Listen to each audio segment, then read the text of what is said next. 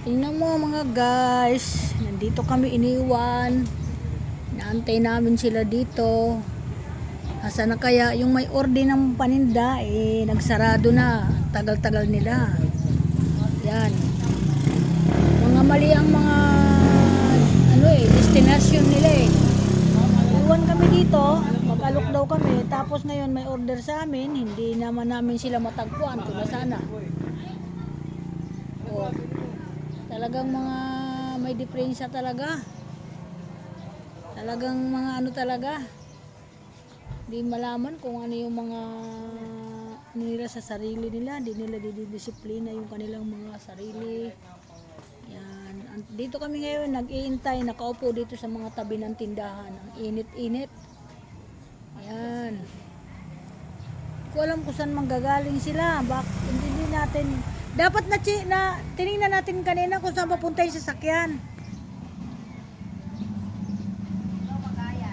Napakalupit naman nila. Ayan. Iniwan kami nila dito. Ayan, hanggang sa napabili na lang ako ng mangga mga guys. Ayan o. Parang naglaway ako sa mangga. Bumili na lang po ako ng 1 kilo. Kasi nag-aantay kami. Hindi din namin makain to dahil mainit, kailangan palamigin sa rep. So, babaunin ko na lang to sa aking pag-alis sa isa ata o mamaya pagkain namin.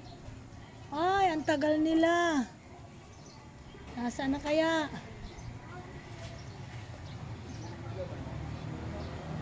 Talaga mga talaga sila.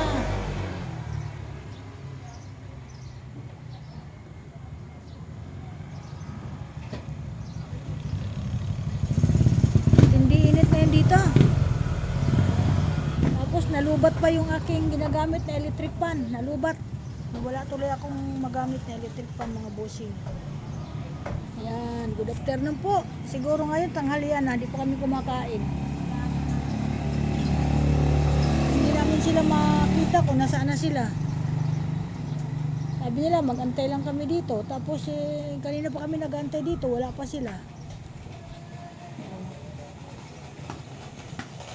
Dito ako ngayon sa isang tindahan ng mga supply. Tinan mo mga sari-sari, mga appliances. Dito ako nakaupo ngayon. Okay mga guys, thank you so much at ingat po ang lahat. Nainitan po ako ngayon dito. High blood pa naman ako. Kaya ayan, na-high blood lalo ako ngayon sa kanila. Okay, bye bye. Thank you po.